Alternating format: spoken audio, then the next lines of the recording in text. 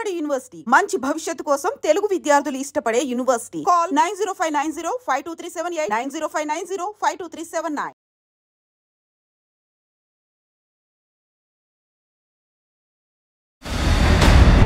Welcome to I dream.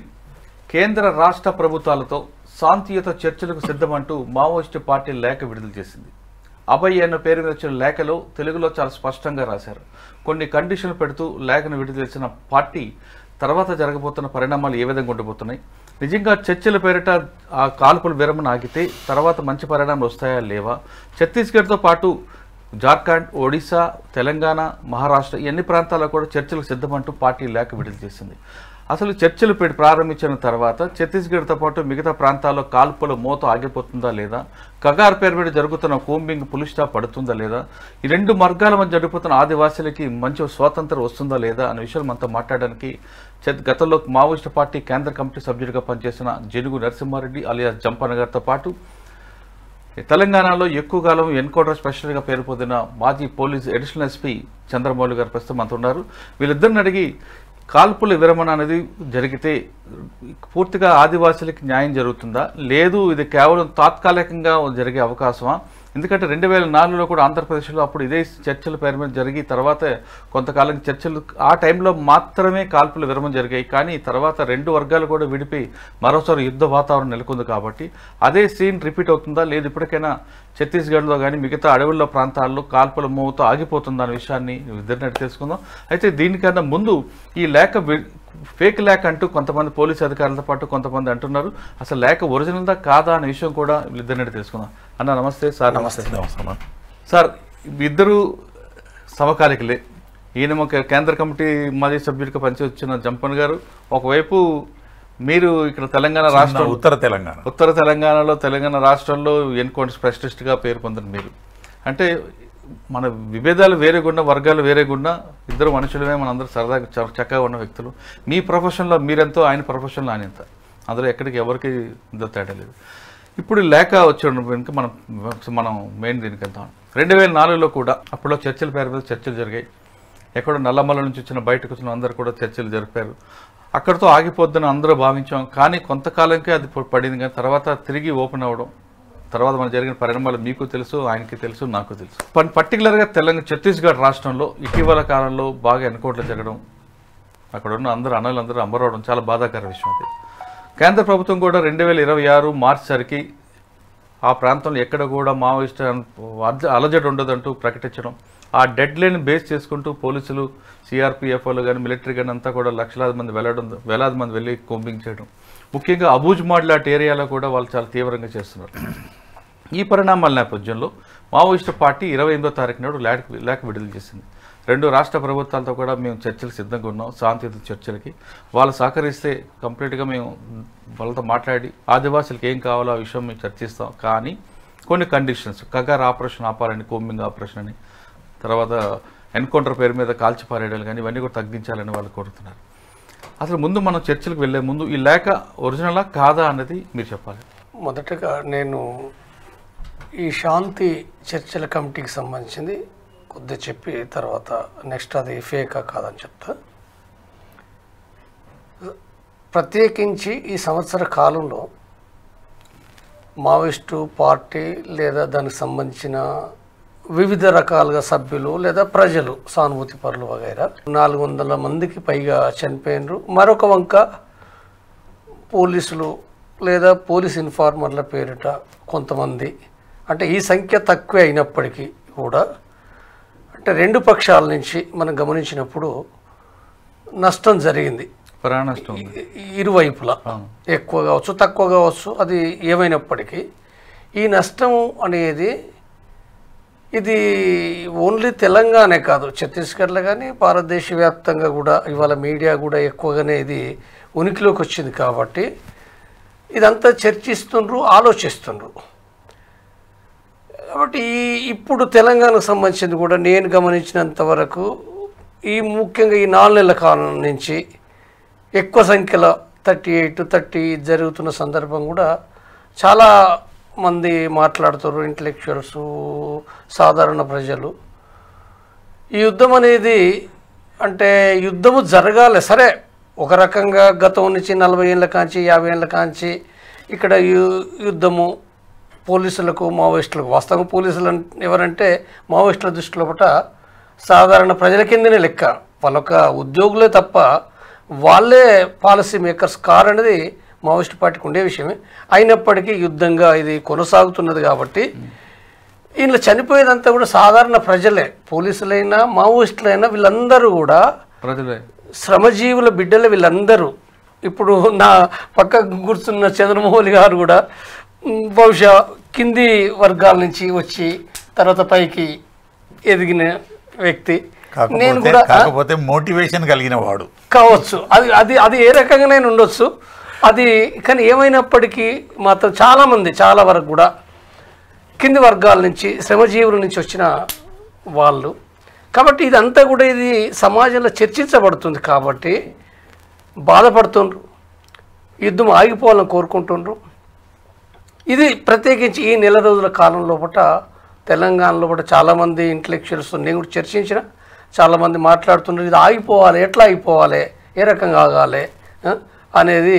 ఇది అంటే ఒక వంక 2004 చర్చలు ఒక రకంగా అదొక విచారకరమైన విషయం, ఆ చర్చలు అట్లా ముగిసిపోవడం కారణాలు ఏమైనప్పటికీ. కాబట్టి ఇప్పుడు కోరుకుంటున్నారు. ఇప్పుడు ఈ మధ్య కాలం లోపల ఒక శాంతి చర్చల కమిటీ పేరుతో జస్టిస్ చంద్రకుమార్ అరగోపాల్ గారి నాయకత్వం లోపల కొంతమంది ఇంటలెక్చువల్స్ మీటింగ్ జరిగింది. దాంట్లో అందరూ ఇది ఏదేమైనప్పటికీ కాల్పుల విరమణ జరగాలి, చర్చలు జరగాలి, ఇంకా అనేకమైన షరతులు కాకుండా డైరెక్ట్గా ఇరుపక్షాలు మావోయిస్ట్ పార్టీ అయినా ప్రభుత్వం అయినా ఇవి జరగాలన్నది అందరూ బలంగా చర్చించారు. రాని వాళ్ళు కూడా చాలామంది మాట్లాడారు. ఈ ప్రక్రియ కొనసాగుతున్నది. ఈ ప్రక్రియ ఇది సోషల్ మీడియాలో ఈ చర్చ జరిగి తిరిగి ఇప్పుడు మావోయిస్ట్ పార్టీ స్టేట్మెంట్ ఏదైతే ఉందో ఆ స్టేట్మెంట్ గమనించినప్పుడు నేను క్లీన్గా చదివిన. అంటే గతంలో కూడా ఫేక్ స్టేట్మెంట్లు కూడా 1-2 సందర్భాలు వచ్చినవి కూడా ఉన్నాయి. కాబట్టి ఇవి చదివినప్పుడు ఈ స్టేట్మెంట్ ఫేక్ అవునా కాదా అనేది అంటే నాకున్న తర్కబద్ధమైన నాలెడ్జ్ నుంచి నేను గమనించినప్పుడు అది ఫేక్ కాదు, అది ఒరిజినలే. మావోయిస్ట్ పార్టీ ఒరిజినల్గా అంటే గత చరిత్రను ఉదాహరిస్తూ తర్వాత కొన్ని విషయాలు అంటే దాని స్టైల్ను ఆ చెప్పే తీరును గమనించినప్పుడు అది పూర్తిగా ఒరిజినల్గానే. తర్వాత ఇంకొకటి కూడా ఏంటంటే బయట అది అంటే మార్నింగ్ నుండి అది సోషల్ మీడియాలో ఇతర గ్రూపుల్లో కూడా చర్చకి వెళ్ళిపోయింది. అంతటా కూడా అంటే కొన్ని ప్రజా సంఘాల్లో గతంలో పనిచేసిన వాళ్ళు వేరు వాళ్ళు కూడా వ్యక్తం చేస్తుండే కూడా ఏంటంటే దాన్ని ఓన్ చేసుకుంటూ మాట్లాడుతున్నారు. కాబట్టి అది గమనించినప్పుడు అది ఫేక్ అయ్యే అవకాశం లేదు, ఒరిజినల్ అనేది మనం చెప్పుకోవచ్చు.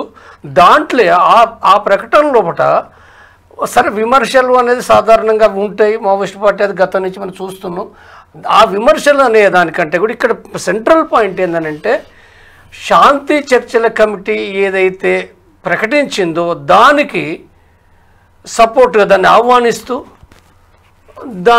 అదే స్పిరిట్ పైన కూడా కొనసాగాలని కోరుతూ వాళ్ళు తిరిగి మేము మా సైడ్ నుంచి మేము శాంతి చర్చలకు మేము సిద్ధమే అనే విషయాన్ని చెప్పడం. తర్వాత రెండోది ప్రభుత్వం నుండి సానుకూలంగా కొన్ని షరతుల్లాగా కొన్ని ఉన్నప్పటికీ షరతులు అనేది ఖచ్చితమని కాకుండా సానుకూలమైన ఒక ప్రకటన ప్రభుత్వం చేయడం ద్వారా మేము మళ్ళీ కాల్పుల విరమణ ప్రకటించలేదు, చర్చలకు సిద్ధమన్నారు, మేము కాల్పుల విరమణ ప్రకటించడానికి సిద్ధం అనే విషయాన్ని వాళ్ళు ప్రకటించడం అనేది ఏదో శాంతిని కోరుకునే ప్రజలు ఎవరైతే ఉన్నారో మేధావులు కావచ్చు రకరకాల ప్రజలందరూ కూడా ఇది ఒక రకమైన ఒక శుభసూచకం ఆహ్వానించదగింది.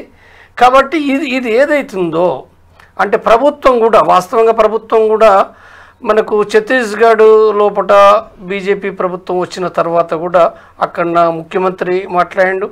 తర్వాత హోంమంత్రి అమిత్ షా కూడా అక్కడికి రాయపూర్కి వచ్చి తను కూడా చర్చలకు రావాలని పిలిపించిండు.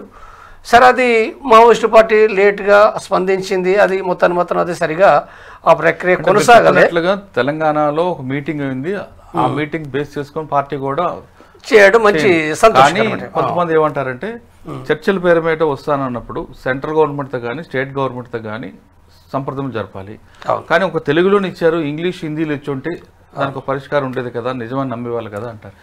అది అంటే ఇప్పుడు వాళ్ళు 24th శాంతి చర్చల కమిటీ మీటింగ్ అయితే వాళ్ళు 28కు వాళ్ళు రాసిండ్రు.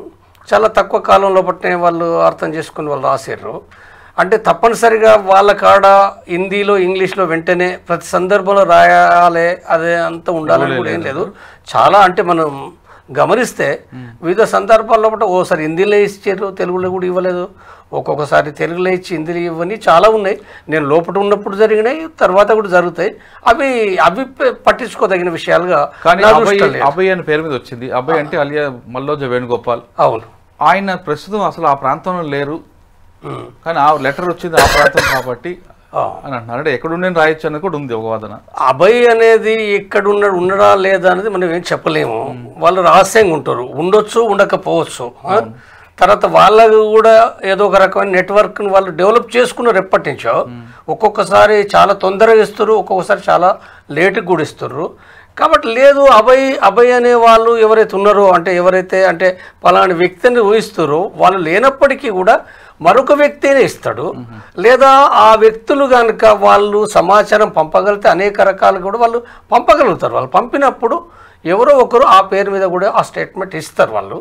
కాబట్టి ఇవి దాంట్లో ఏమి అనుమానించాల్సిన అవసరం లేదు. సార్ మీరు చెప్పండి సార్, ఎప్పటి నుంచో చూస్తున్నారు ఉత్తర తెలంగాణలో, అటు నిజామాబాద్ అవ్వచ్చు, వరంగల్ అవ్వచ్చు, అన్ని ప్రాంతాల్లో మీ సహచరుని కోల్పోయారు ఒక దశలో.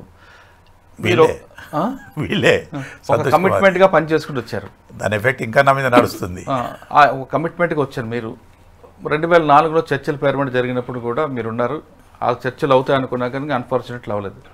ఇప్పుడు ఛత్తీస్గఢ్లో కూడా మీరు మనం చాలాసార్లు మాట్లాడినప్పుడు ఛత్తీస్గఢ్లో కూడా ఎప్పుడు దాన్ని ఫుల్ స్టాప్ పడాలి. ఎందుకంటే రెండు వైపులు నలిగిపోతున్న ఎవరంటే ఆదివాసీలు. వాళ్ళకి హ్యాపీగా ఉండాలని కూడా చర్చలు జరపాలనేది వచ్చింది. ఇప్పుడు దీని మీ కామెంట్ ఏంటంటే? ఇప్పుడు చర్చలు ఏం చర్చలు? శాంతియుత చర్చలు, శాంతియుత వాతావరణానికి. ఎవరితోని? సాయుధులతోని. అది కుదిరే పని అన్నానండి మురళి గారు. సాయుధులతోని శాంతియుత చర్చలు ఎప్పుడు? అంటే వాళ్ళు తుపాకీ కాల్పులు, వాళ్ళు తుపాకీలు వదిలిపెట్టి ప్రజాస్వామ్యంలో కలుస్తాము, కలిసినాము అంటేనే శాంతియుత చర్చలు. ఇప్పుడు అంతెందుకు, ఒకప్పుడు జంపన అన్న, నేను జనార్దన్ రెడ్డి అన్న, జిఎన్ రెడ్డి ఆయన జంపనగా ఉన్నప్పుడు, నేను చంద్రమౌళిగా ఉన్నప్పుడు ఇలాగే కలిస్తే ఏం చేసుకునే వాళ్ళము. కానీ ఇప్పుడు మంచిగా పక్క కూర్చొని మాట్లాడుకుంటున్నాం. ఎందుకు? ఆయన మంచిగా సరెండర్ అయిపోయినాడు ప్రభుత్వానికి. నాకు ఆ సాయుధ పోరాటంలో నమ్మకం లేదన్నాడు, ప్రజాస్వామ్యంలో కలిసినాడు, హ్యాపీగా ఉంటున్నాడు. అట్లాగే వాళ్ళందరూ ఆయుధాలు విడిచిపెట్టి లొంగిపోయి వస్తే అందరితోని చర్చలు చెప్తారు కదండి. ప్రభుత్వానికి కావాల్సిందేమి? ప్రజలు బాగుండడం. ప్రజలు మేము ఇలా ఉంటాము అంటే అలా బాగుండండి. కానీ మీరు తుపాకులు బట్టి అందరినీ చంపుతాము, మిమ్మల్ని చంపుతాము, మేము చంపుతాము, మేము ఒక్కరమే ఉంటాము అంటే ఏ ప్రభుత్వమైనా ఓరుస్తుందా? కానీ రేపటి దినం వాళ్ళ ప్రభుత్వమే వచ్చింది అనుకోండి, వేరే వాళ్ళు తుపాకీలు పట్టుకొని తిరిగి ప్రజలను చంపితే ఊరుకుంటారు వాళ్ళు? ఇదంతా కాని పని, ఇదంతా అయ్యేది కాదు. ప్రభుత్వం ఒకసారి కూడా ఆల్రెడీ మోసపోయింది 2004లో. ఒక పక్క చర్చలు అంటుంటారు, ఒక పక్క కమ్యూనిజం అంటుంటారు, ఒక పక్కనేమో తెలివివంతులను ధనవంతులను చూసి ఓర్వద్దంటున్నారు. స్వామిక పేరు మీద కొంతమందే బాగుపడుతున్నారు. 70-80 దశకాలలో నిజంగానే మన రాష్ట్రం కొంత వెనుకబడి ఉండి, అప్పుడు రష్యా ప్రభావం కమ్యూనిస్టుల మీద ఉండి నిజాం పోరాటానికి కొంత సపోర్ట్ చేసినారు ప్రజలు కమ్యూనిస్టులకు. తర్వాత వీళ్ళ పోరాటం వచ్చింది, కమ్యూనిజం, లెనినిజం, చైనాయిజం ఇవన్నీ వచ్చినాయి, మావోయిజం. దాంట్లో కూడా కొంతమంది ప్రజలు సపోర్ట్ చేసి ఉంటారు. అప్పుడు వీళ్ళు కొంచెం స్టూడెంట్స్గా, యువకులుగా ఉన్నవాళ్ళు, ఉడుకు రక్తంతో ఉన్నవాళ్ళు ప్రజలలో పోతే ప్రజలు ఆదరించినారు, చేసినారు. ఎంతవరకు వాళ్ళు ప్రజలు వీళ్ళకి నమ్మినారంటే సాయుధ మార్గం అని వాళ్ళకి తెలియదు, వీళ్ళు చంపుతారని తెలియదు. ఏదో అందరినీ బాగుండాలని కోరుతున్నారు, అందరు బాగు కొరకు పనిచేస్తారట అని అందరూ వీళ్ళకు స్వాగతించినారు, అభిమానించినారు, ఆదరించినారు.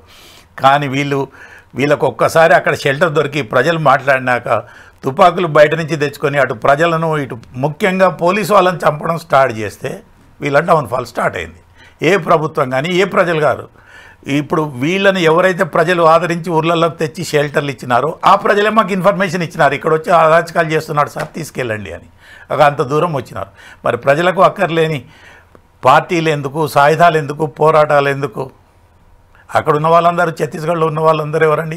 తెలంగాణలో అరాచకాలు చేసిపోయిన వాళ్ళే చాలామంది ఉన్నారు ఎక్కువ. కాబట్టి వాళ్ళు ముందు సాయుధ పోరాటం పంతా వీడాల, తుపాకులు వదిలిపెట్టాలి, ప్రభుత్వానికి సరెండర్ కావాలి. అప్పుడు ప్రభుత్వం చర్చిస్తుంది ఎవరితోనంటే వాళ్ళకి.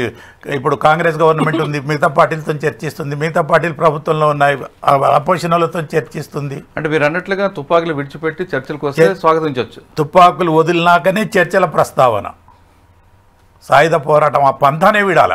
అంటే గతంలో కూడా 2004లో ఇదే చర్చల పేరు మీద ఇటు పోలీసులు లబ్ధి పొందారు, అటు పార్టీ కూడా బలపడింది కదండి 2004. ఆ పార్టీ బలపడటానికి, ఆ టైం తీసుకోవడానికి, ఆ గ్యాప్ నింపుకోవడానికి వీళ్ళు చర్చలోనే ఒక కలర్ ఇస్తున్నారు తప్పితే చర్చలు హరిగోపాల్ చెప్తే వినేది లేదు. హరిగోపాల్ ఏంటో అందరికీ తెలుసు, మిగతా వాళ్ళు ఏంటో అందరికీ తెలుసు. ఏ టైం ఉంటే అది మాట్లాడే. పోలీసులు కూడా బలపడ్డారు కదా, వాళ్ళ యొక్క టైం దొరుకుతుంది కదండి. ఒక చర్చలప్పుడు కాకుండా మిగతా అప్పుడు కూడా మేము ఎప్పుడూ బలపడతాం. సార్ అన్న, ఇప్పుడు ఇంకో విషయం చెప్పండి. చర్చల మీద రావడం అనేది కొత్త ఏం కాదు.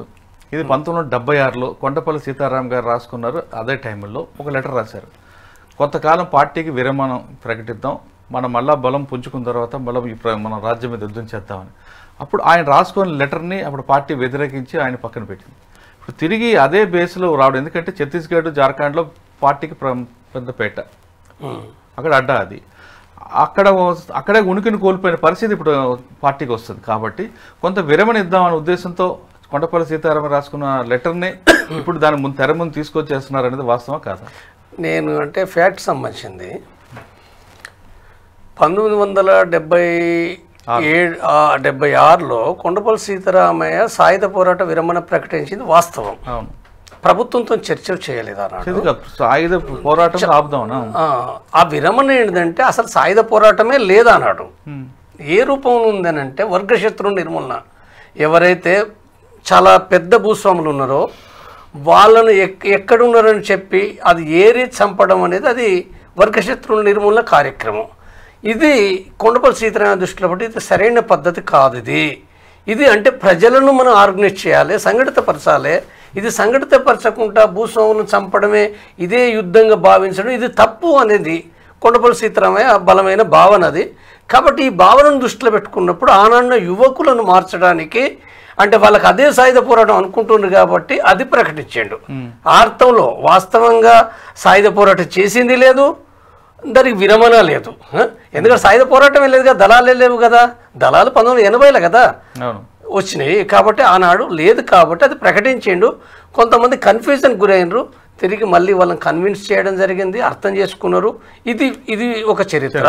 తర్వాత మనకు చరిత్ర లోపల 1990 లోపల చెన్నారెడ్డి ముఖ్యమంత్రిగా ఉన్నప్పుడు మనకు చర్చలు జరగలే, కానీ చర్చలకు సంబంధించిన ఒక వాతావరణం ఒక 6 నెలలు 8 నెలల కాలం కొనసాగింది. టేబుల్ మీదకి రాలేదు అది. సరే, అది ఆనాడు కొద్ది కాలం లోపట్నే అంటే కొంత ఉపయోగం పీపుల్స్ వరకు ఉపయోగపడ్డమాట వాస్తవం. కొంతవరకు ఆ లీగల్ కాలం అంటారు దాన్ని, అది కొంతవరకు ఉపయోగపడ్డది. తిరిగి మళ్ళీ మనకు వచ్చింది ఎప్పుడు 98 నుంచి ఈ చర్చలు జరగాలని ఈ చర్చ అంతా జరిగి 2002లో చంద్రబాబు ముఖ్యమంత్రి ఉన్నప్పుడు అది కొద్దిగా ముందుకు వచ్చింది. కాల్పుల విరమణ ప్రకటించడం, చర్చలు చేయాలని అనడం జరిగింది, కానీ టేబుల్ ముందుకు రాలేదు. అది చాలా కొద్ది కాలం లోపట్నే మళ్ళీ కాల్పులు జరగడం, ఇక్కడ ఎవరు ఏంటిదని నేను చర్చ చేయదలుచుకోలేదు. ఎందుకంటే నేను మాట్లాడేది ఇప్పుడు మావోయిస్ట్ పార్టీ తరఫున కానీ కాకుండా నేను విషయాన్ని దాన్ని అంటే అది అర్థం చేసుకోవడానికి నేను మాట్లాడుతున్నా. కాబట్టి ఇంట్లో తప్పులు ఏమైనప్పటికీ 2002 చర్చలు కొనసాగలేదు. తిరిగి మళ్ళీ రాజశేఖర రెడ్డి ముఖ్యమంత్రి అయిన తర్వాత ఎన్నికల ముందు నుంచే రాజశేఖర రెడ్డి మాట్లాడిండు. అంటే దానికి కారణం ప్రజల యొక్క ప్రజాస్వామికవాదుల యొక్క ఒత్తిడి. దాని మూలంగా రాజశేఖర రెడ్డి గారు మాట్లాడారు. తిరిగి చర్చలు అనేది 2004లో చివరి లోపల స్టార్ట్ అయినాయి. స్టార్ట్ అయ్యి ఒక కొద్ది నెలల లోపట్నే అవి మళ్ళీ చాలా కొద్ది నెలలు. వాస్తవంగా ఆనాటికి పీపుల్స్ వార్, అది వాస్తవం మావోయిస్ట్ పార్టీ కాదు, పీపుల్స్ వార్. అయితే సేమ్ టైం లోపల people's war party, MCC party 2 merger అయినాయి బీహార్ జార్ఖండ్ అడవుల్లో. వాస్తవంగా ఆనాడు జరిగినప్పుడు ఏంటంటే పీపుల్స్ వార్కు సంబంధించింది టోటల్ కేంద్ర కమిటీ చర్చలో పాల్గొలేదు. మనం గుర్తించవలసిన విషయం ఏంటంటే టోటల్ కేంద్ర కమిటీ కాదు. కేంద్ర కమిటీ యొక్క జనరల్ సూచనలు గైడెన్స్ ఉన్నమాట వాస్తవమే, కానీ అది పార్టిసిపేట్ చేయాలి. 1. 2 ముఖ్యమైన పాయింట్ ఏంటంటే ఆంధ్రప్రదేశ్ ప్రభుత్వము ఇక్కడ ఉన్న తప్ప కేంద్ర ప్రభుత్వం ఆనాడిన కాంగ్రెస్ ప్రభుత్వం ఏదైతుందో వాళ్ళు పార్టిసిపేట్ చేయాలి. అయితే సోనియా గాంధీ ఆశీస్సులు ఉన్నాయి రాజశేఖర రెడ్డికి. రాజశేఖర రెడ్డికి ఆశీస్సు లేకుంటే జరగలేదు, వాళ్ళు ఒప్పుకోదాకనే అంతే. అవును. అయితే ఇక్కడ ఇది ఎక్కడ జరుగుతుంది? ఓన్లీ ఆంధ్రప్రదేశ్ ప్రభుత్వం ప్లస్ ఆంధ్రప్రదేశ్లోనే 3 రాష్ట్రాలు అంటే పార్టీగా ఏఓబి, ఏపీ, తెలంగాణ, ఈ 3. కాబట్టి ఈ 3 ఇందులో పార్టిసిపేట్ చేసినాయి. దండకారణ్యం కానీ, ఒరిస్సా కానీ, ఇతర రాష్ట్రాలు కానీ ఇందులో వాళ్ళకి ఏ సంబంధం లేదు. కాబట్టి ఇది జరిగింది ఏదైతుందో ఈ నేపథ్యంలో అంటే మనం గమనించడానికి ఇక్కడ అక్టోబర్లో సెప్టెంబర్ 21 తారీఖు అక్కడ మావోయిస్టు పార్టీ ప్రకటిస్తూ తర్వాత గెరిల్లా జోన్స్, విముక్త ప్రాంతాలు, ఇవన్నీ కూడా ఏంటంటే పేపర్ మీడియాకు చాలా సెన్సేషనల్గా వచ్చింది. ఈ నేపథ్యంలో ఆనాడు ప్రధానమంత్రి ఉన్న మన్మోహన్ సింగ్ చాలా స్పష్టంగా ప్రకటించిందంటే మావోయిస్టు పార్టీ అనేది దేశానికి ప్రమాదం, దాన్ని చెప్పిండు అన్నాడు. తప్పనిసరిగా ఇక్కడ రాష్ట్ర గవర్నమెంట్ రాజశేఖర రెడ్డి దాని ఆధారంగా చేసుకుని ఉండాల్సిందే కదా. కాబట్టి వెంటనే రాజశేఖర రెడ్డి ఆ చర్చలు చదివడానికి ఆంధ్రప్రదేశ్లోనే ఎక్కువ ఉండేది, ఛత్తీస్గఢ్ ఇతర రాష్ట్రాలలో ప్రాబల్యం లేకుండే. కాబట్టి రాజశేఖర రెడ్డి ముందు ఉండి చర్చలు అన్నాడు. అంటే అక్కడ అంటే అది అంటే అయితే వాళ్ళ ఇందులో పార్టిసిపేషన్ లేదు, అంటే 300-400 మంది ఉన్నారు అక్కడ దళాలు. తెలంగాణలో పోలీసులు బలపడి ఎప్పుడైతే మార్క్సిస్ట్ పార్టీ, ఈ పీపుల్స్ పార్టీ కానీ ఏదైనా వీక్ అయిందో, ఇంకా ఇక్కడ బతకలేము, ఇక్కడ ఉండలేము అనుకున్నారు. అప్పుడు ఛత్తీస్గఢ్కు పోయి అమాయకులు గిరిజనులను వాళ్ళని పట్టుకొని అక్కడ కూడా మీకు తెలియంది ఇక్కడ ఆఫీసర్లు సెంట్రల్ సిఆర్పిఎఫ్లో ఐబీలో పనిచేసిన వాళ్ళు చెప్తారు, రాసినారు కూడా. సేమ్ ఎల్టీటీ లాగా చేసినారు వీళ్ళు. ఫస్ట్ గిరిజన ప్రాంతాలను స్వాధీనపరచుకోవడానికి అక్కడ ఉన్న అమాయకులను కొంతమందిని చంపి, ఇన్ఫార్మర్ల పేరిట చంపి, మొత్తం అంటే ఎల్టీటీ కదా మిగతా పార్టీలను చంపి శ్రీలంకలో ఎట్లా బలపడిందో ఈ ఛత్తీస్గఢ్లో ఉన్న 38 జిల్లాలలో ఒక 6 జిల్లాల్లో 8 జిల్లాల్లో ఉంది. ఇది బీజాపూర్, సుక్మా, ఈ ప్రాంతాలలో అయితే ఇప్పుడు రాయ్పూర్ ఈ సైడ్ వైజాగ్ బార్డర్లో చూస్తే చాలా వండర్ఫుల్ డెవలప్మెంట్ ఉంది అది. సో ఎక్కడైతే అడవి ఉందో, ఎక్కడైతే అమాయక గిరిజన ప్రజలు ఉన్నారో వాళ్ళు భయానికో భక్తికో లేకపోతే వీళ్ళకి ఏదన్నా అవుతారని వాళ్ళను ముందు అనగదొక్కుతాము అని అన్నాం నా పదంలో. వాళ్ళను భయకంపితులను చేసి అక్కడ పార్టీ స్థాపించినారు. అందులో దండకారణ్యం, సెంట్రల్ అబుస్గఢ, అది ఇవన్నీ. అక్కడికి పోలీసులు పోవాల్సినంత అవసరం కాదు. వీళ్ళంతా బలపడి వాళ్ళ శత్రువులను, వర్గ శత్రు నిర్మూలన ఈ గిరిజనులతోనే స్టార్ట్ చేసినారు. వీళ్ళతో మాట్లాడిన వాళ్ళను, వీళ్ళ దాంట్లో ఎదురు తిరిగిన వాళ్ళని చంపడం మొదలుపెట్టినారు. అక్కడ అయినాక తర్వాత ఈ భూ ఖనిజాలు వీటి గురించి ఎవరన్నా కాంట్రాక్టర్లు పోతే ఫస్ట్ వాళ్ళని చంపుతామని బెదిరించడం, వాళ్ళ లారీలను బెదిరించడం చేసి తర్వాత వాళ్ళ దగ్గర డబ్బులు వసూలు చేసి 1000 కోట్లు లక్షలు వసూలు చేసి అది ఇతర ప్రాంతాలలో తుపాకులు కొనడానికి, ఇతర ప్రాంతాలలో అంటే ఆ ఛత్తీస్గఢ్లోనే క్యాడర్ పెంచుకోవడానికి దోహదం చేసుకున్నారు. చదివి ప్రిన్సిపల్లు అందరికీ చదువు చెప్పి జంపనలాగా వీళ్ళను మోటివేట్ చేసి తీసుకునే పార్టీ కాదు, తీసుకొని పోయే కార్యకర్తలు కాదు ఇప్పుడు. కానీ మీ టైంలో మాత్రం అటువంటి ఐడియాలజీ వచ్చిన వాళ్ళు చాలా మంది ఉండేవారు. మా టైం అట్లుండే పట్టుకుని నేను ఇంత ఐడియాలజీ అయినా నాకు లేకపోతే నాకేందుకు, నేను మా ఊర్లో మధ్య జపం చేసుకుని కూర్చుంటుని. అప్పుడు పార్టీకి వచ్చిన వాళ్ళందరూ కూడా నన్ను ప్రభుత్వం కాదు పిలిచింది. వరంగల్లో నేను అన్నేళ్ళు ఉన్నానంటే ప్రభుత్వం ఉంచలేదు. నాకున్న ఇన్ఫ్లుయెన్స్ కానీ నాకున్న పొలిటికల్ కాదు, వీళ్ళు నన్ను ఉంచినారు. వీళ్ళు ఎక్కువ నేరాలు చేస్తారు, ప్రభుత్వం నువ్వోయా మీరంటే మీరు కాదు.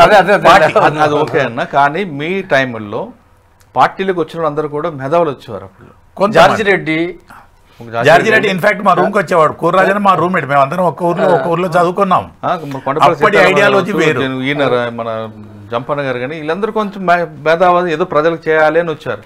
కానీ ఇప్పుడున్న మీరు అన్నట్లుగా అప్పుడు వాళ్ళ దాంట్లో సాయుధ పోరాటం అనే సిలబస్ లేదు. సాయుధ పోరాటం అనేది పెంబర్తి నుంచి స్టార్ట్ అయింది కదా. పెంబర్తిలో జనవరి 83లో కొండపల్లి సీతారామయ్య వచ్చి ఇక బతకలేము, మనం పోలీస్ స్టేషన్ దోసుకోవాలి, అల్లూరు సీతారామరాజు నీవే గెలుపురా ఏదో పాట ఉంది, అవన్నీ వేసి మనం పోలీస్ స్టేషన్లు కొల్లగొట్టాలి, మనకు తుపాకులు కావాలి, మన యూత్ అడుగుతున్నారు, ఈ పోలీస్ స్టేషన్లు కొల్లగొట్టాలంటే పోలీసు వాళ్ళని చంపాలి. అప్పుడు దాంట్లో కొంత క్యాడర్ ఏం చేసిందంటే సీతారామయ్య చెప్పిండని అన్నాను, పార్టీ సిద్ధాంతం అన్నాను, దేవాలయం పోయిన కానిస్టేబుల్ను, సినిమా చూసే కానిస్టేబుల్ను, ఇంటికి పోయే కానిస్టేబుల్ను, చాదాగే కానిస్టేబుల్ను వాడు సాయుధులుగా ఉన్నప్పుడు కాదు చంపడం మొదలుపెట్టారు. అయితే మనం ఇక్కడ మనం ట్రాక్లకు పోవాల్సింది అంటే ఇప్పుడు టాక్స్ అంటే మనకున్న టైంను కూడా మనం దృష్టిలో పెట్టుకున్నప్పుడు ఇప్పుడు సార్ లేవనెత్తిన పాయింట్ ఏదైతే ఉందో అంటే ఒక అనుమానం అంటే అంటే ప్రత్యేకించి సార్ మాట్లాడిందంటే 2004ను ఉదాహరించిండు. 90ది కూడా సార్ చెప్పలే కానీ 90ది కూడా ఉంది. 2004 చెన్నారెడ్డి అంటే మీరు చెన్నారెడ్డి అప్పుడు చర్చలు అయినాయని నేను అనుకునే. చెన్నారెడ్డి గారు ఒక అభిప్రాయం వీళ్ళకు కొంచెం లిబరల్ గా ఇస్తే సాయుధం అంతా విడుస్తారు అని అనుకున్నారు కానీ వీళ్ళు చెన్నారెడ్డిని ప్రభుత్వాన్ని కూడా మోసం చేసి బలపడ్డారు. కొంచెం అంటే అప్పుడు మమ్మల్ని అరెస్ట్ ఆపమన్నారు వింటున్నారా? అవును, అప్పటికైతే ఎన్కౌంటర్ లేవు, పోలీసులను చంపేదాకా ఎన్కౌంటర్స్ లేనే లేవు.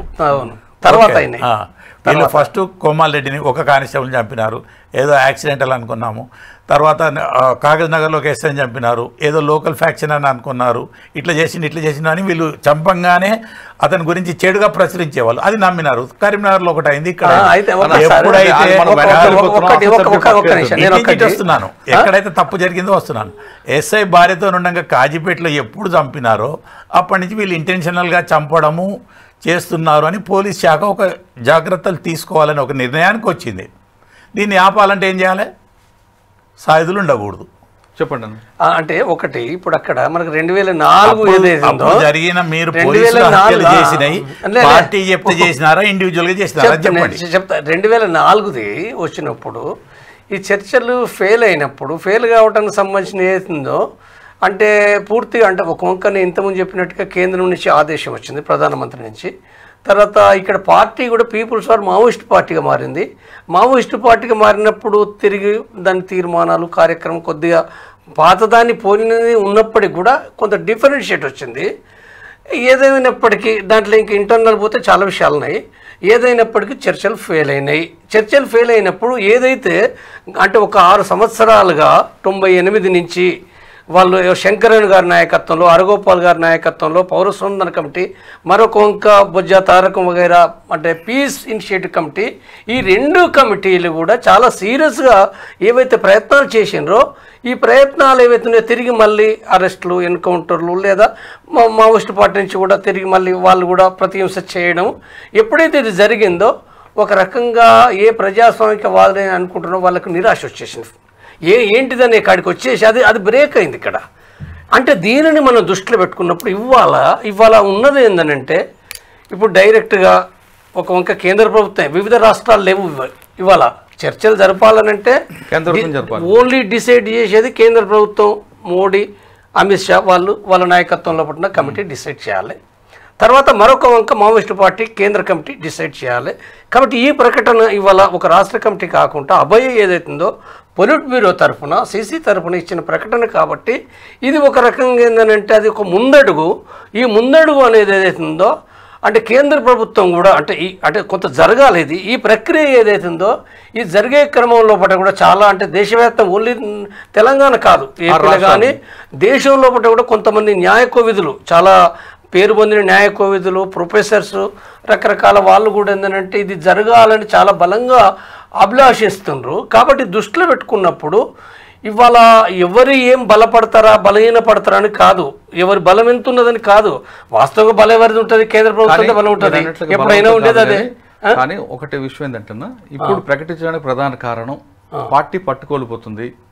అటువైపు ఆదివాసులు చనిపోతున్నారు, ఒకవైపు కార్యక్రమం వీళ్ళు కూడా చనిపోతున్నారు. కాబట్టి ఇప్పుడు లీగలైజ్ చేద్దాం, కొంతకాలం విరమణలాగా ఉంటుంది కాబట్టి ఈ ప్రకటన ఇద్దామని ఇప్పుడు 3 నెలల నుంచి తర్జన అయిన తర్వాత ముఖ్యంగా చెప్పాలంటే ఒరిస్సా దగ్గర ఒక ప్రాంతంలో మీటింగ్ పెట్టుకొని ఆ మీటింగ్లో తర్జన అయిన తర్వాత మీరు చెప్తున్న హైదరాబాద్లో మీటింగ్ని దాన్ని కోడ్ చేశారు ఈ ప్రకటన అనేది ఒక సమాచారం. కానీ 1976లో కొండపల్లి సీతారాం గారు ఇదే ప్రకటన చేసినప్పుడు ఆయనకి వ్యతిరేకించిన వాళ్ళే ఇప్పుడు సీతారామయ్య చంపలేదు, చంపకుండా విడిచిపెట్టారు అంతే. అంతే అటువంటి అప్పుడు కాదు ఆయన తీసుకొచ్చినప్పుడు వ్యతిరేకించిన వాళ్ళు ఇప్పుడు పార్టీలో సెంట్రల్ కమిటీలు ఉన్నారు. అప్పుడు యువకులు, ఇప్పుడు వాళ్ళు వృద్ధులై ఉంటారు. అవును, మరి ఇప్పుడు వీళ్ళని కూడా పక్కన పెడతారా? అది లేదు. ఇప్పుడు నేను అనుకునేది అంటే నేను భావించేది రకరకాల వార్తలు ఏమొచ్చినప్పటికీ మావోయిస్టు కేంద్ర కమిటీ ఏదైతుందో అది ఒక ఏకాభిప్రాయంతో ఆ నిర్ణయం తీసుకున్నారు. ఆ నిర్ణయం అనేది దాని అర్థం కూడా నేను మళ్ళీ చెప్పేది ఏంటంటే వాళ్ళు చర్చలకు సానుకూలత వ్యక్తం చేసిండ్రే తప్ప పార్టీని నిరాయుధం చేస్తామనేది ఈ పిలుపులో లేదు. మనం గమనించవలసిన విషయం, సాయుధ పోరాట విరమణ ఇందులో ప్రకటించలే. వాళ్ళు ఎప్పుడు ప్రకటిస్తారంటే అంటే అది ప్రకటిస్తారా పట్టుకొని వచ్చి నేను చర్చలు చెప్తా అంటే అర్థం లేదు. ఒక్క నిమిషం సార్, దీంట్లో ఎప్పుడు అంటే ఇది జరగవచ్చు అని అంటే, ఇప్పుడు కేంద్ర ప్రభుత్వం సానుకూల ప్రకటన జారీ చేసిన తర్వాత ఈ క్రమంలో కూడా కాల్పుల విరమణ జరిగి అంటే జరగాల్సి వస్తుంది. ఎందుకు జరగాలనంటే సాయుధ పార్టీ కాబట్టి వ్యక్తులు లొంగిపోవడం, నాలాంటి వాళ్ళు లొంగిపోవడం వేరు, నేను వచ్చింది అది వేరే విషయం. లేదా ఇంకో కొంతమంది రావచ్చు, వచ్చిన వాళ్ళు వస్తారు, అది వేరు, వ్యక్తుల విషయం వేరు. కానీ ప్రపంచ చరిత్రలు ఎక్కడైనప్పటికీ ఎక్కడ లేదా భారతదేశంలో కూడా వివిధ సాయుధ పోరాటాన్ని కొనసాగించిన సంస్థలు తప్పనిసరిగా ప్రభుత్వం యొక్క విధి కూడా, ప్రభుత్వం ఏంటంటే రాజకీయ చర్చలు జరపడం అనేది అవుతుందో ఈశాన్య రాష్ట్రాల్లో కూడా జరిపింది కదా, ఈవెన్ కాశ్మీర్లో కూడా ఇంకా కొంత టెర్రరిస్టులు అనుకున్న వాళ్ళతో కూడా జరిపింది కదా. కాబట్టి శ్రీలంకలో కావచ్చు, నేపాల్లో కావచ్చు, లేదా కొలంబియాలో కావచ్చు, వేర్వేరు దేశాల్లో అంటే ప్రభుత్వాలు తన బలం ఎంత ఉన్నప్పటికీ, తిరుగుబాటుదారుల చాలా బలహీనంగా ఉన్నప్పటికీ కూడా అంటే శాంతిని స్థాపించడం కోసం, ప్రజాస్వామ్యాన్ని అక్కడ సరిగ్గా నెలకొల్పడం కోసం కూడా ప్రభుత్వం యొక్క బాధ్యత అది. కాబట్టి ఈ బాధ్యత అనుకున్నప్పుడు అంటే దేశంలో ప్రజాస్వామికవాదులు కూడా వీళ్ళు ఇదే మావోయిస్టు పార్టీ సపోర్ట్ అని కాదు, తిరుగుబాటుదారుల సపోర్ట్ ఉంటారా అనే కంటే కూడా వీళ్ళంతా కూడా ఒక ప్రజాస్వామ్యం శాంతిని కోరుకునే వాళ్ళు. కాబట్టి ఇలా గాంధేయవాదులు ఉంటారు, క్రిస్టియన్ మత బోధకులు ఉంటారు, లేదా వేర్వేరు పార్టీలు. ఇప్పుడు నాతోటి మాట్లాడు బీజేపీ వాళ్ళు కూడా నాతో మాట్లాడారు కొంతమంది, అంటే కొంత రియల్గా ఆర్ఎస్ఎస్ వాళ్ళు వాళ్ళు శాంతిని కోరుకునే వాళ్ళు కొంతమంది ఉన్నమాట. అంటే వాళ్ళు ఆర్ఎస్ఎస్ లీడర్ హోటల్లో ఛాయ్ అవుతుంటే చంపేసారు అంటే ఉంది. కాబట్టి ఏంటంటే సరే, ఇప్పుడు ఇక్కడ ఎవరు ఇప్పుడు ఇక్కడ నేను మాట్లాడే విషయం ప్రత్యేకించి నేను బయటకు వచ్చాను, నేనేం మాట్లాడుతుంటే న్యాయ అన్యాయాలు, నేను మధ్యవర్తిగానే, నేను న్యాయ అన్యాయాల గురించి నేను మాట్లాడటం లేదు. న్యాయం అన్యాయం అని అంటే వాళ్ళ తరఫున వాళ్ళు మాట్లాడతారు, ప్రభుత్వం తరఫున వాళ్ళు మాట్లాడతారు. నేను మాట్లాడే వర్షన్ మూడో గొంతుగా ఒక డెమోక్రటిక్ గొంతుకగా మనం న్యాయాన్యాయాలు చర్చిస్తే ఇది వెళ్ళది. తర్వాత ఎవరు ముందు చేసిండ్రు, ఎవరు వెనుక చేసిండ్రు అనేది మాట్లాడితే కూడా ఈ చరిత్ర నుంచి బయటపడలేము. మధ్యవర్తి అంటే ఎంత నిజాయితీగా మాట్లాడాలంటే వాళ్ళ ఫ్రంటల్ ఆర్గనైజేషన్ ఏదో పౌర హక్కుల సంఘం మెంబర్గా కానీ, లేకపోతే ఏదో యూత్ వింగ్గా కానీ, ఇంకా అదే బ్లడ్ అదే అసంతృప్తివాదం ఉన్నట్టు పక్కకు కూర్చున్నాను అంటే నువ్వు నిజమైన భారత శాంతియుత పౌరునిగా మాట్లాడవచ్చు. 100%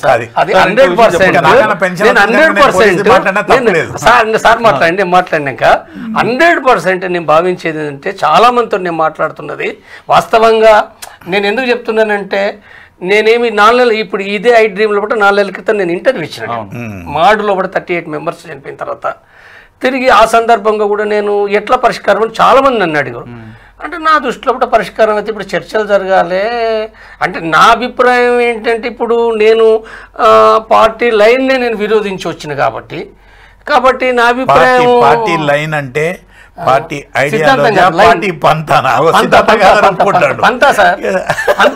నేను చెప్పుకునేది ఏంటంటే సార్, నేను సమానత్వాన్ని కోరుకుంటున్నాను. ఒకటినట్టు సార్, నేను సమానత్వం నేను రాజ్యాంగంలో ఉన్నదని నేను కోరుకుంటున్నాను, నేను ప్రజాస్వామ్యాన్ని కోరుకుంటున్నాను. నేను అందరికీ మీరు పాలించండి, మీరు శాంతి వాతావరణాన్ని దూరపడండి, మన శ్రమజీవులందరూ పల్లెటూర్లలో మీరు చేసే అరాచకాలు ఆపండి, అప్పుడు శాంతియుత వాతావరణం. నేను అదే అంటున్నా. తుపాకి పట్టి కూడా ఒక ఇంటర్వ్యూ ఇచ్చినట్టు నాకు గుర్తు తర్వాత అప్పుడు అన్నావా శాంతి అని? అప్పుడు వేరు కదా, అవగాహన వేరు కదా. అప్పుడు లైన్ పోలీసులు ఉన్నప్పుడు కూడా శాంతి అన్న, అప్పుడు లైన్ వేరు, నేను మార్చుకున్నా కదా సార్. అది అంటే ఈ లైన్ వేరైనప్పటికీ నేను అనేది సరే, మావోయిస్టు పార్టీ నేను లైన్ విరుద్ధంగా ఉన్నట్టు మాట్లాడుతానని కాకుండా, ప్రజాస్వామికవాదుల గొంతుకగా ఇది అర్థం చేసుకున్నప్పుడు శాంతిని స్థాపించడం అనేది ఉందో అందరి డ్యూటీ, మావోయిస్టుల డ్యూటీ, పోలీస్ అధికారుల డ్యూటీ. పోలీస్ అధికారులు కూడా తప్పనిసరిగా, ఎందుకంటే పోలీసులు కూడా పోలీసులు దయచేసి ఒకటి, పోలీసులకు నిర్ణయం చేసే అధికారం కానీ నిర్ణయం చేసే బాధ్యత మాది కాదు. ప్రభుత్వం ఆ పార్టీ ఏ పార్టీ అన్నా కానీ అధికారంలో ఉన్న ప్రభుత్వం ప్రజాస్వామ్యకంగా ప్రభుత్వం ఏది చెప్తే మేము అది చేయాలి. సార్ ఒకసారి ఫైనల్గా వెళ్దాం. ఇప్పుడు పార్టీ తీసుకున్న అదే మావోయిస్ట్ పార్టీ తీసుకున్న శాంతి చర్చలు అనేది పార్టీని బలపరచడంలో వ్యూహంలో భాగంగా అనుకోవచ్చా, లేదా నిజంగానే వాళ్ళు ముందుకు వచ్చారు అనుకోవచ్చా? ముందుకు వచ్చిరని ఇప్పుడు కాదు ఎప్పుడు కాదు నేను అనుకోను. ఆ పార్టీ పంత అది ఓపెన్గా డిక్లేర్ చేయాలా. మేము తుపాకులు వదిలేస్తున్నాము, మేము ప్రజాస్వామ్య పంతాలకు వస్తాము, మేము అందరి మేలు కోరుతాము, దయచేసి మమ్మల్ని క్షమించండి, అందరం కలిసి మాట్లాడుకుందాం, మేము ప్రజాస్వామ్యంగా శాంతియుతంగా ఉంటాము. అప్పుడు పోలీసులు కూడా ప్రభుత్వం కూడా చట్టబద్ధంగానే వ్యవహరిస్తుంది. కానీ ఛత్తీస్గఢ్ గవర్నమెంట్ పార్టీతో చర్చలకు సిద్ధంగా ఉన్నట్టు ఎప్పుడో ప్రకటించారు. ఇక వీళ్ళు అన్నప్పుడు వాళ్ళు అంటుంటారు పోలీసు ఆపరేషన్లు ఆగుతున్నాయని, ఆగడం లేదు కదా. ఎందుకంటే సిద్ధంగా లేవు, ఆయన కూడా ప్రజాస్వామ్యయుతంగా ఎన్నికైన ప్రభుత్వంలో భాగమే కనుక చర్చలకు రమ్మంటున్నాడు. ఎట్లా రమ్మంటున్నాడు? తుపాకులు వేసుకొని రమ్మంటాడు లేదా? చర్చలకే లేదు, చర్చలకు లేవు, డోర్ క్లోజ్ అంటున్నారు. మరి ఇప్పుడు మీరు సరెండర్ కండి, సరెండర్ అయినాక మళ్ళీ పిలుస్తారు. మీరు సరెండరే కాకుండా ఎట్లా పిలుస్తాం మేము? లేదు సార్, అప్పుడు మీరు ఎక్కడి నుంచి ఒక్క నిమిషం ఏంటంటే ఇన్ఫర్మేషన్ కోసం అమిత్ షా గాని ముఖ్యమంత్రి గాని ప్రకటించింది ఏంటంటే మీరు ఎక్కడి నుంచి మాట్లాడండి, ఫోన్లోనైనా మాట్లాడండి, మీ తరఫున ఎవరైనా పంపండి. తర్వాత మరొక స్టేట్మెంట్ ఇచ్చారు. మీరు చెప్పింది అమిత్ షా గారు ఛత్తీస్గఢ్ వచ్చి ఇచ్చిన స్టేట్మెంట్ అది. చర్చలకు రావచ్చు, మాట్లాడచ్చు, వాళ్ళకి కావాల్సింది చేస్తాం, ఆదివాసుల అభివృద్ధి కోసం పార్టీ నిరంతర కృషి, అదంతా అయిపోయింది. తర్వాత ఎప్పుడైతే ఒకసారి మా సిఆర్పిఎఫ్ మీద అటాక్ అయిందో ఇంకా చర్చలు లేవు, డోర్స్ క్లోజ్ అని వాళ్ళు చాలా క్లియర్ గా స్టేట్మెంట్ ఇచ్చారు. మరి ఈ టైంలో ఏది అన్నో అది ఇవ్వాలి, అంతే కదండి మంత్రి గారి బాధ్యత. మీరు ఇప్పుడు చర్చలకు మేము అయ్యా తుపాకులు వదిలేస్తున్నాం, సరెండర్ అవుతున్నాం అంటే వద్దంటాడు ఆయన, కాదు ఎవరు వద్దన్నారు. అంటే ప్రపంచంలో ఏ దేశాలు కూడా వద్దు. నేను ఆశించేది ఏంటంటే ఒక ప్రజాస్వామికవాదిగా ఒక రాజ్యాంగం లోపల దీన్ని నేను అర్థం చేసుకున్నప్పుడు భారత ప్రభుత్వంగా, నేను ఒక పార్టీ రాజకీయాలు కాకుండా భారత ప్రభుత్వంగా తప్పనిసరిగా ఈ భారత ప్రభుత్వం అంటే రాజకీయ చర్చలను వ్యతిరేకించలేదు. ఏ ప్రభుత్వం అయినా అది ఏ పార్టీ అయినా కానీ, పార్టీ రాజకీయాలు వేరు ఉండొచ్చు, కానీ అయినంత మాత్రాన మన రాజ్యాంగాన్ని అనుసరించాల్సి వస్తుంది. కాబట్టి తప్పనిసరిగా రాజకీయ చర్చలను ఏ ప్రభుత్వం వ్యతిరేకించలేదు. కాబట్టి అది తిరిగి సరే మధ్యలో మీరు అన్నది కావచ్చు, అది అంటే మామూలు ఉండొచ్చు. కానీ కాబట్టి ఇది అంటే ఇప్పుడు ఈ చర్చ ఇది అవసరం కూడా. అంటే చంపడం అని అంటే నేనేం చెప్తున్నానంటే ఈ నిర్మూలన కానీ విజయాలు కానీ నేను స్పష్టంగా చెప్పదలుచుకున్నా, నిర్మూలన కూడా ఇప్పట్లో జరిగేది కాదు, జరగదు. అది ఎక్కువ నష్టాలు ఉండొచ్చు కానీ జరగదు. ఎందుకంటే మిలిటరీ అధికారులకు చాలా క్లియర్గా తెలుసు కింద మనకి ఏమర్థమైనా, ఎందుకంటే నాకు మిలిటరీ గురించి చాలా తెలుసు, నాకు ఎట్లా ఉంటాయి గెరళ ఎత్తిగడలు తెలుసు నాకు. అంటే మీ పార్టీ వాళ్ళు చెప్పినాయి అంటే మిలిటరీలో నేర్చుకునే కాదు కదా? లేదు, మిలిటరీ నేర్చుకున్నాను నేను. భారత ప్రభుత్వం మిలిటరీకి నేను చదివినే సార్. భారత మిలిటరీ చెప్పిన విషయాలు కూడా నేను చదివిన. నేను తర్వాత అమెరికా మాన్యువల్ ఏదైతే ఉందో, అమెరికా అంటే ఏదైతే కౌంటర్ ఇన్సర్జెన్సీ వాస్తవంగా ప్రపంచానికి అదే ఇప్పుడు గైడ్ లైన్ అన్ని తిరుగుబాట్లు అనడానికి. వీటిని అన్నింటినీ కూడా మనం చదివినప్పుడు కూడా ఏంటంటే ఇవాళ అంత ఈజీగా ఒక గెరిల్లా ఉద్యమం అంటే ఒక డేట్ ప్రకారంగా పోదు. నష్టాలు ఉండొచ్చు, అది కాదనలేము, మన కన్నం కూడా కనపడుతుంది ఉండొచ్చు. కాబట్టి దృష్టిలో పెట్టుకున్నప్పుడు తర్వాత నేను ఇంకొక విషయం సార్, నేను ఇంకొక విషయం చెప్పేది నేను ఒక పాయింట్ సార్, ఒక వంక నిర్మూలన సాధ్యం కాదంటున్నా. రెండోది మావోయిస్టు పార్టీ కూడా విజయం కూడా సాధ్యం కాదు. అందుకోసమే వచ్చినగా నేను ఈ రెండూ కావు. కాబట్టి ఇవాళ ఈ ప్రజలు కోరుకునేది ఏందో ఇది తప్పనిసరైంది, సరైంది. కాబట్టి ప్రజాస్వామికవాదులు అనుకునే వాళ్ళు ఎవరైతే ఉన్నారో, శాంతిని ఎవరైతే కోరుకుంటారో ఖచ్చితంగా ఇది 15 రోజుల నెలలని కాదు, కంటిన్యూగా దేశవ్యాప్తంగా జరపాలి, ఆపాలి. ఎందుకంటే చనిపోయేదంతా కూడా సాధారణ ప్రజలు, ఆదివాసులు. ఇది దృష్టిలో పెట్టుకున్నప్పుడు మనం తప్పనిసరిగా ఇది చేయాలి. మనం చేయాల్సిందే. చెప్పండి. నేను చెప్తాను, జంపనని ఒకటే అడుగుతాను నేను. మీరు ఉద్యమంకి వెళ్ళి బయటకు వచ్చినారు, సాధారణ పౌరునిగా ఉంటున్నారు. ఇప్పుడు నీ చేతిలో తుపాకీ లేదు, ఆ చంపే ఉద్దేశం లేదు, ఏమి లేదు. ఇప్పుడు మీతో కూడా ప్రభుత్వం ఒక సాధారణ పౌరునితో ఎంత గౌరవంగా ఎంత మర్యాదగా ప్రవర్తిస్తుందో అట్లా ప్రవర్తిస్తుంది.